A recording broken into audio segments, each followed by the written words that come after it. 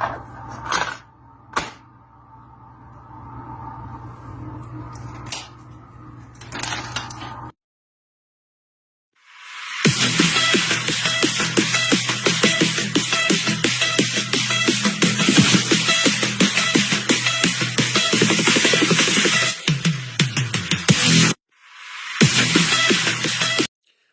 back to Tape Deck Tales, the show where we rewind life to a time when entertainment came on cassette tapes, road trips required a paper map, and the back seat of the family car doubled as a wrestling ring for siblings.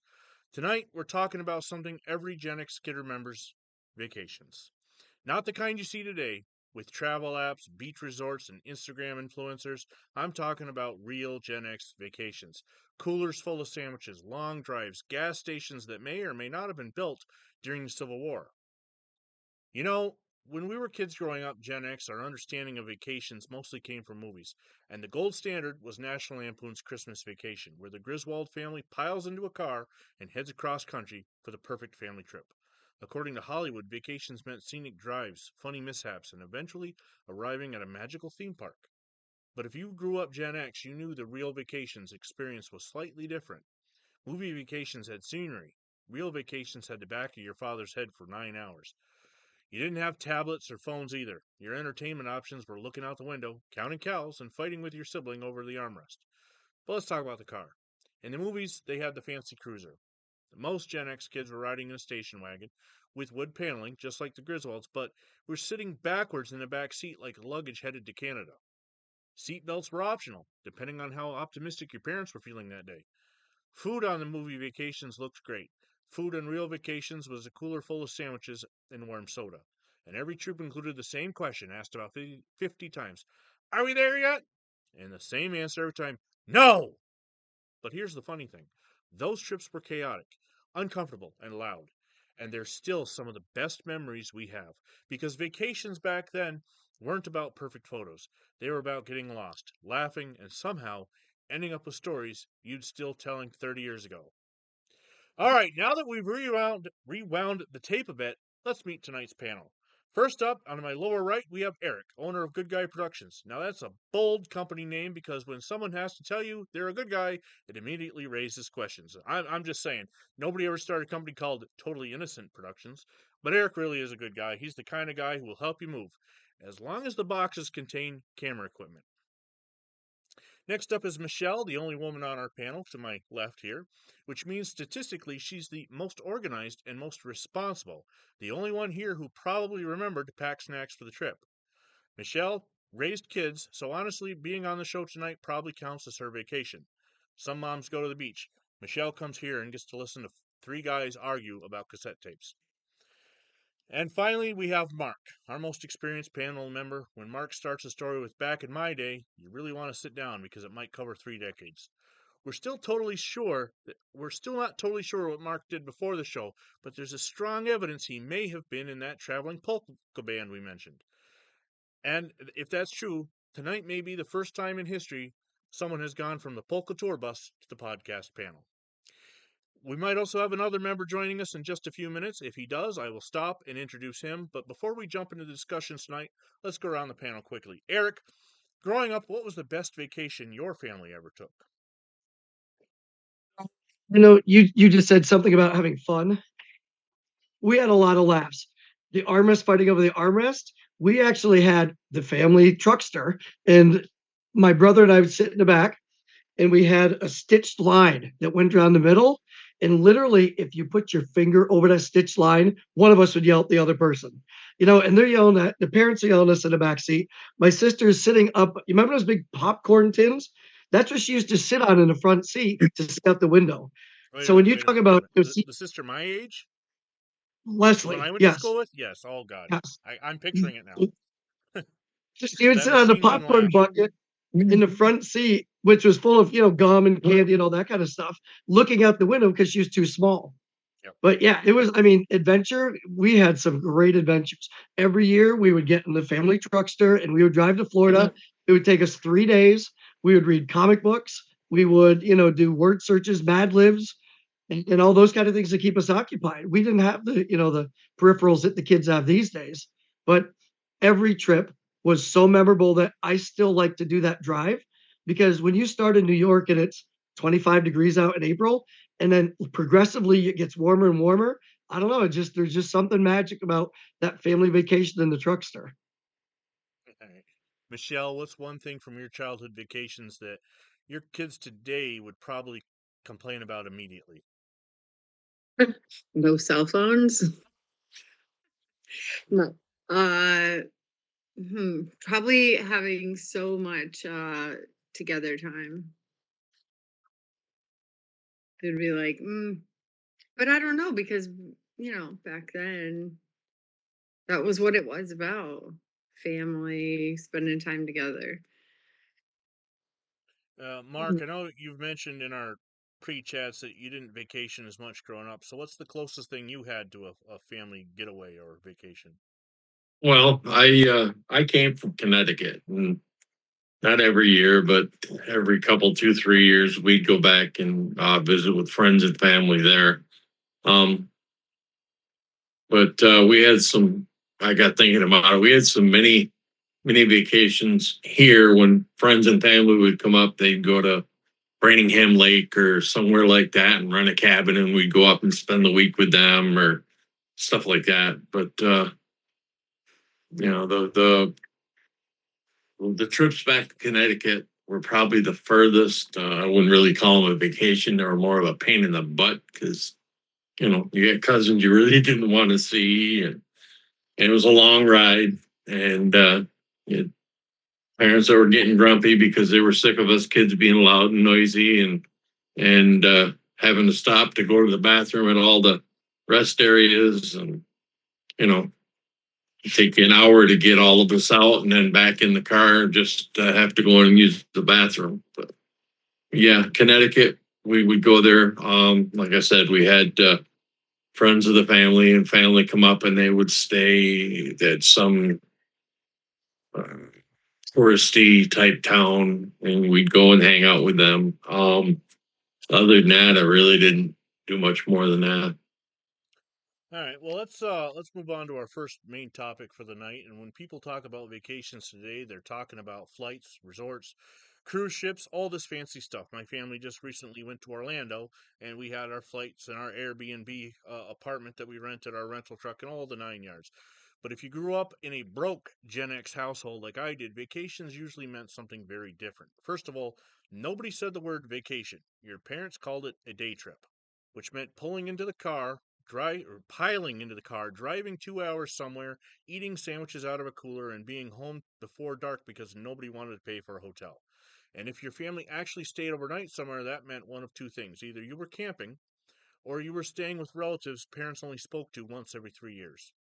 And the parents always said the same thing line before leaving: pack light, which meant 5 people sharing one suitcase and somebody inevitably forgetting socks. So tonight I want to talk about the broke family vacation experience because honestly, those trips created some of the best memories. Let's start simple. When you grew up, what counted as a vacation in your family? And Eric, we'll start with you on this one. Was it a trip or more like a long drive to somewhere your parents insisted was exciting? We had two adventures a year. My dad would always take our tax money and we would do a trip to Florida. We couldn't afford to fly. We did have to eat the sandwiches out of a cooler. My mom would literally pull in a rest area. We'd all go run around, throw a ball, do whatever we had to do to kind of get the energy out of us. And she would get a tablecloth out. She tried to make it as fancy as possible. So we didn't eat at restaurants really. We ate, out of the picnic basket. Even when we got to our destination in Disney, we would leave the park, go out to the cooler in the car, make sandwiches, and then go back in. So they did their best with what they could, but it was always the tax money. Hmm. And then the second thing we did is we always did a camping trip. So we would go to Rollins Pond, and that was just we'd spend a week there, and that was an adventure in itself. My dad, who worked for DEC, would drive back and forth to Raybrook. He'd go to work, and us kids we just stay there for a week. Mom would get up. She did the house mother thing. She made breakfast. We had all kinds of snacks and food. We'd swim. So yeah, those were kind of our two trips that were guaranteed every year until I broke the mold and got old enough to, I was in college and I had a job and things kind of went by the wayside there. But those are definitely those blue memories from the movie Inside Out. Those great memories. Those are the ones that we remember. No, wait, it was the yellow balls. Yellow balls were the good memories. Blue were the bad memories. But yeah, we had all those amazing memories as just family time, being together, and I think that's what knowing my family. We're pretty tight group, and that is part of what built that that family value, that those core family values. Well, I was lucky, like I mentioned, I was lucky enough to sit next to your sister, your youngest sister, throughout her whole career because our names are next to each other in the alphabet. But yeah, W, uh, yeah. yeah, it is nice seeing a family like that growing up, end up working with you in several projects 20 some odd years ago. Now, full circle, we're back to doing this. So that's nice. Michelle, did your family do the cooler thing? We did, but we didn't really go on many vacations either. It was always to Cattaraugus, New York, to our relatives, and you stayed with your aunts and cousins and did everything together. And but yeah, on our way there, I think it was only like, I don't know, a couple hours, but yeah, they packed sandwiches, but I don't even know if we had a cooler. I think it was peanut butter and jelly, warm. I I swear half of Gen X vacations were powered entirely by peanut butter and jelly or bologna sandwiches and warm soda. Uh, Yep. ho- Hotels were expensive back then. Did anybody here on the panel stay in hotels, or was it more like campgrounds and sleeping bags? Neither. Both. It's always with relatives. Yeah. The only time I remember staying in a hotel in my youth was when our house caught on fire in '87, and that wasn't exactly a vacation. We had to go to the Hotel Saranac for a night, and the damn fire alarms went off at 2:30 in the morning. So for an Well, that must have been 8-year-old, pleasant. for a 7-year-old kid who became scared to death of fire because of that night, that was fun. Yeah, real fun. Uh, You were 7 and I Like was those getting married. uh every we'd broke get like family those $39. vacation had that one. Oh, sorry, Eric. Go ahead. Oh, I was just gonna add to that a little bit. That we would get, the cheap room, and then you'd have mom and dad in one bed, you'd have the two girls in another bed, and Bill and I were on the floor.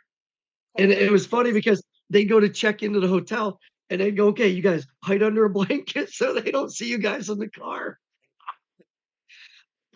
We had to hide so that, they were like, hey, too many people in your room. Yeah. Well, even today when I'm registering the rooms, it's they want to know how many kids, what their ages are. Like, what does that matter? Okay, how many I get, but what do their ages matter? They're both over 12, so I ain't gonna get any discounts.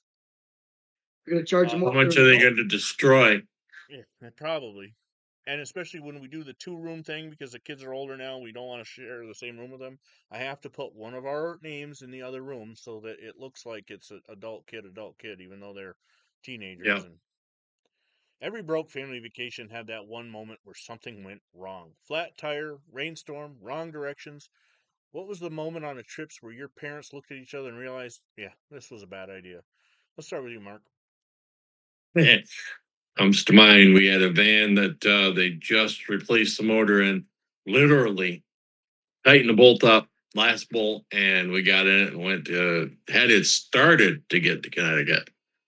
Now, didn't know much about the motor. Come to find out, we could have done well, we went from where I lived in Port Leyden, we got as far as Barneveld, which is not that far. And we had to put a full crankcase of oil in it. And it was empty again when we turned around and come back home. So that'd be the worst. We could have done several oil changes in the 5 hour trip to Connecticut. But that's the biggest breakdown we've ever really had. I remember when we moved up here, it wasn't really a vacation, but moving up here, I remember our car was overheating and we had no source of water other than the water that our fish were in from our fish tank. And needless to say, the fish didn't make it to New York. Anybody else have an So, oh shit moment like that? Uh, No. I can think of. 1994, my mom, brother, and I started a tradition of going to a Buffalo Bills game, as my cousins had season tickets at that point, and 94 went smooth. We had a tire blow on 390 heading south of Rochester to where my aunt lived, but it went smooth compared to 1995 because I still have the tickets to the Bills Dolphins game unused. We never made it. Uh, We got from Saranac Lake to Watertown and took a wrong turn instead of taking 3A to bypass and get on 342 and down. We ended up in the Watertown Square, which back then you had to go in a circle. There wasn't the shortcuts. And the catalytic converter fell off my brother's car right in the middle of Watertown, and that's as far as we made it. Who knew that years later I would end up living in the area, but that wasn't fun. And I, of course, being 16 and finally being able to help drive on this trip, was very upset that I was going to miss the Bills clinching what would be their last AFC East title until the year 2020 in 1995. Wow. Okay, looking back now, those trips were chaotic, but you think those simpler vacations were actually more fun than expensive trips that people take today. Well, let's move on to something else. Every Gen X kid remembers school vacations. Not family vacations. I'm talking about those glorious weeks off from school. Christmas break, February break, spring break. Now today when kids hear school vacation, it usually means something's planned. Travel, camps, organized activities.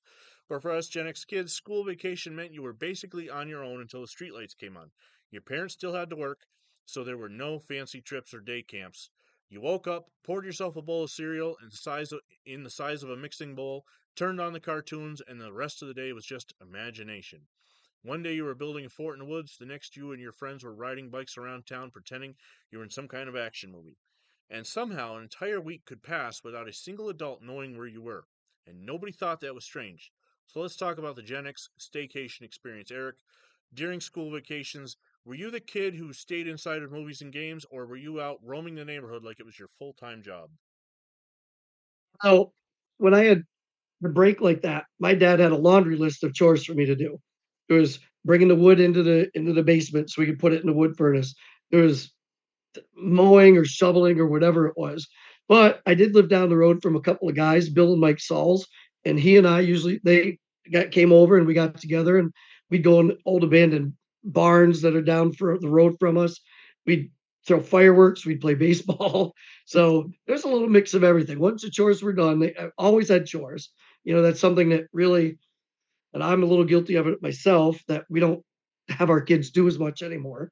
Mhm. But yeah, once the chores were done, off we went. Yeah. Yeah, we don't have our kids doing because we thought it sucked and we don't want to put our kids through it. Part of it too, yes. All right, Michelle, when you were raising kids, so you've obviously been on both sides of this. Um, do you think kids today could even survive Gen X style school vacation where the only entertainment was bikes, imagination, whatever you could find outside? Oh yeah. I think they all need to do that more often. Anytime I see kids outside, I'm like shocked, but I think they could survive. It'd be a little adjustment. So when But I take my phones and tablets away from the kids, they do suddenly find a way to go outside and find something to do. On a very few occasions that I mean, these kids that have grown up now, this might be a little off topic, but this is part of their life. Like us, the little video games that started to come out. Mhm. Oh, those are kind of fun. But these kids have grown up with these phones and tablets. They are literally just part of their life. They don't know any different. This is their bike to them. This is Yep. their baseball bat. This is their soccer ball. This is just part of their being now. And it's really sad. Yep. Mark, since you're our most experienced panel member tonight, when you think back to school vacations growing up, what's the one thing you did for fun that kids today probably wouldn't even understand? Oh, God. Uh, well, a lot of outside activity, depending on what time of year it was. The warm months we would spend from daylight till dark, from morning till night, out either playing basketball, football, baseball, hide and seek. We usually wait until after dark and stay out later for the hide and seek. Go hang out with other friends. But it was always outside things that today's kids, you still have some that do it, but today's kids would rather sit inside and play video game. And like Eric said, that's their life. It's what they're used to. Now in the winter months, it whenever you had a spare moment, you were on the snowmobile and you were running around in circles in the field all day, every day. You'd burn 30, 40 gallons of gas on a snowmobile just going around the circle in the field. And it was entertainment. All right. Real But quick, I want to introduce our newest member of the panel who's joined us. If you watched episodes 1 and 2, he was there. Now, Larry, who he's a cook by trade, but he also looks like the rugged outdoorsman, like a guy who could either make you the best breakfast you've ever had or disappear into the mountains for 6 months, come back with a beard and a pet hawk. Honestly, if civilization were to ever collapse, Larry's the guy we're following in the woods. How we doing? Good. How are you? Good. how I'm bad, all right. Cornelius? Larry, we're talking about school vacations right now, and you look like a guy who probably could build a few backyard forts in your day.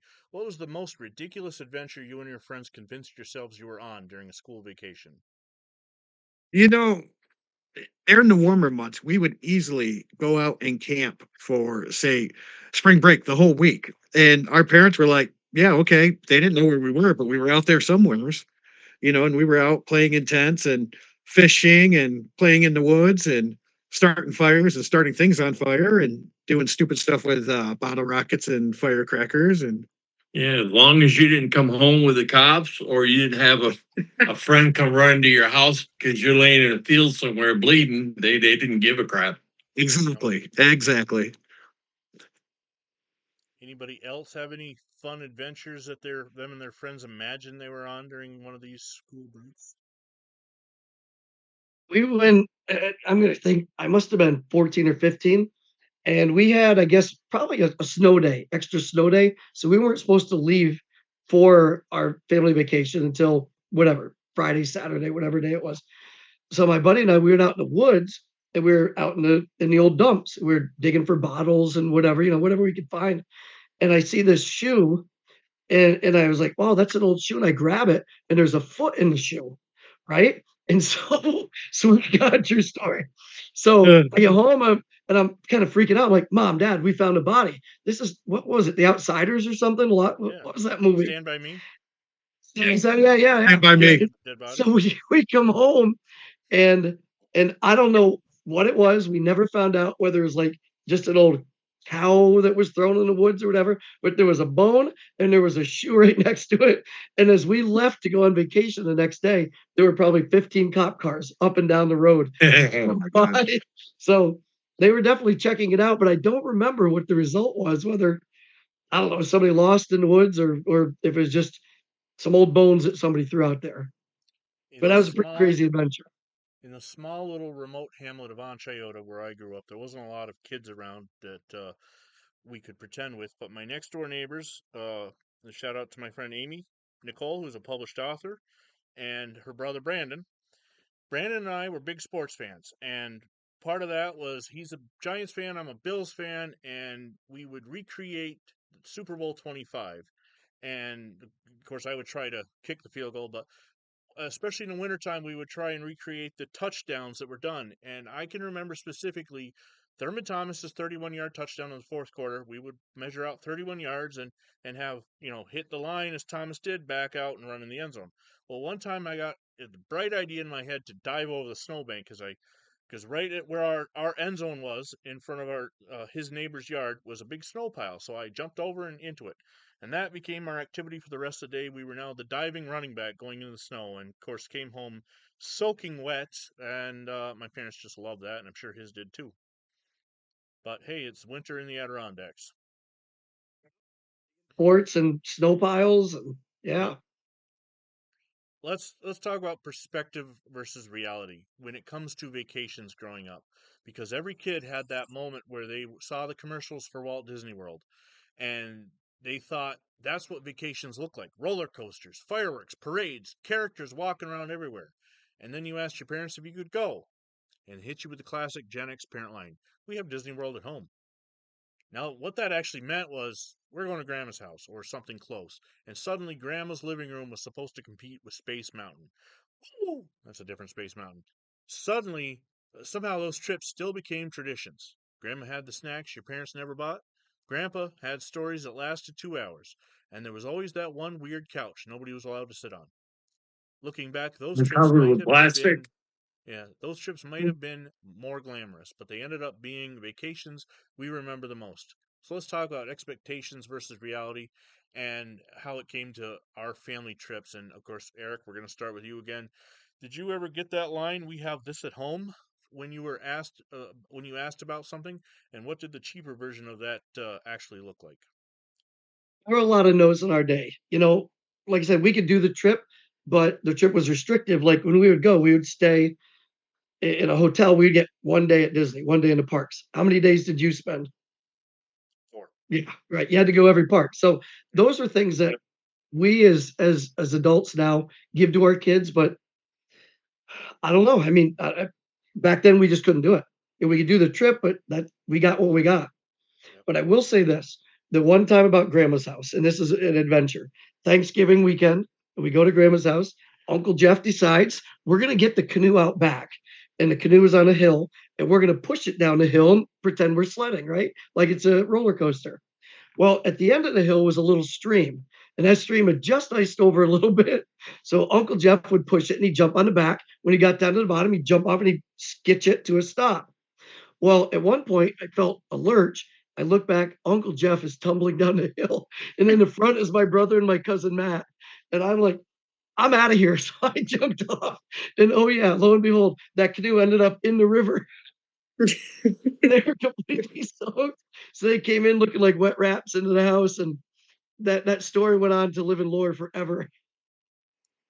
We Oh, did have goodness. Disney World at home. Anybody else have We something at did. We home? had we had Uncle Jeff who would pull Hmm. us around on a sled behind a snowmobile. That was fun as well. Tie a rope to the sled, get on. Yep. Anybody else with the you have this at home? No, I usually never really asked. I knew better than to ask. I'd get, what are you, stupid? Well, We can't yeah. So afford that. Yeah. Someday. Michelle, when you went to visit relatives growing up, was it exciting or did it feel like you were basically attending a very long family meeting? A lot of times it was fun because I didn't get to see them very often, but sometimes just riding in the car, being with your parents as I got older, I was just like, this is so dull, but yeah, that was the thing to do. Yeah. We didn't. Fighting in. Go ahead, Michelle. Yeah, but me and my brother always had to fight in the back seat of the car, so we'd always get smacked. Hmm. Don't make me stop this car. Yep. Oh, they would something even. to cry about. Yeah, we didn't go. One of the issues that we had growing up, the broke Gen X families, we didn't have a car until my brother got his license. So it was taxi cab rides or other people coming to get us. And so we had family come visit us every summer until they graduated high school. My older cousins, Ed, Matt, and Mike, and their supporters. I know they're going to watch this episode. At least a couple of them will. Would come up to visit for a week and stay in our cabin, which sat on our property. And it's just all kinds of adventures with them. One that I remember kind of because I'm a lot younger than them and prettier. I was about 3 years old, and we went hiking. I want to say haystacks up in the Adirondacks, and my uncle wasn't too thrilled about having to lug a 3-year-old around, especially when I got tired, and he had to carry me on his shoulders, and we got lost. And I'm not exactly sure the whole story of how we got lost, but somehow in the end we found our way back down the mountain and made it home. But yeah, that was one of those adventures that yeah, well, that's it. Probably a good Goes thing I'm down in not old enough to history. remember the whole thing. Larry, you strike me as somebody that probably had a grandma who could cook. What was the best part of those trips? The food, or was it the freedom of running around the yard all day? Oh, it was definitely the food. And grandma was a great baker. So every time I came over, I was in the cupboards searching for the baked goods, But we did all our big family dinners there, and she had the big table with like the 12 leaves that went from 6 foot to 24 feet, and the whole family was there crowded around. And I remember growing up, moving up from the kids' table to the adult table, and I thought that I was the coolest, biggest, awesomest shit ever. Mm. I told the story about Thanksgiving and when I was 24 years old and still got put at the kids' table because my stepbrother's girlfriend didn't quite understand what Black Wolf's son meant. She thought it was a kid, and I was older than her. But how about anybody else? Grandma's house food or going out to play? Never went to grandma's house. Mark, looking back, do you think those simple trips to family houses or relatives actually meant more than what people do today with big flashy vacations and Instagram photos? Oh, absolutely. Yeah. I mean, there was a lot more meaning behind them. You were going to see loved ones you hadn't seen in a while. It actually had a purpose that didn't cost you an arm and a leg. And like I said before, depending on what cousin you were hanging around, you actually enjoyed it. Yeah, there was a lot more meaning. Nowadays, it's just, and not everybody, but a lot of people go on these trips just to say, hey, look where I went, look what I did. Um, when then you've got a bunch of people that go just so their kids can experience the things they didn't. But yeah, going to see family and friends you haven't seen in a while, um, definitely has a lot more meaning than going to a theme park or something like that, as far as I'm concerned. Larry, you're not moving. Have you frozen?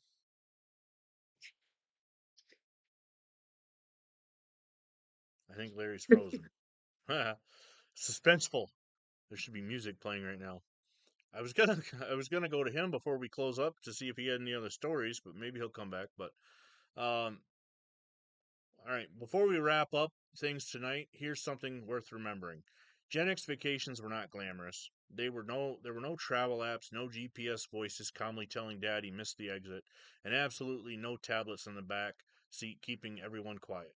What we had were paper maps, warm soda, bologna sandwiches in a cooler, and a parent yelling, "We're not stopping again!" And somehow, those were the trips that stick with us. Because vacations back then weren't about destination so much as the stories you brought home, the wrong turns, the rainy campgrounds, the visit to grandma's that somehow lasted 3 days longer than planned, the canoe trip behind a snowmobile going down a hill. The messy, loud, and little ridiculous, but they were ours. So today's vacationers posting the perfect beach photos and drone shots of tropical resorts, that's great, enjoy it. I did, just last month. But just remember this: if the Wi Fi ever goes down, the phone batteries die, and the GPS stop working, don't worry. Gen X is still out here. We survived road trips with nothing but imagination, cassette tapes, and a folded map the size of a kitchen table. And if necessary, we will teach you how to vacation the hard way.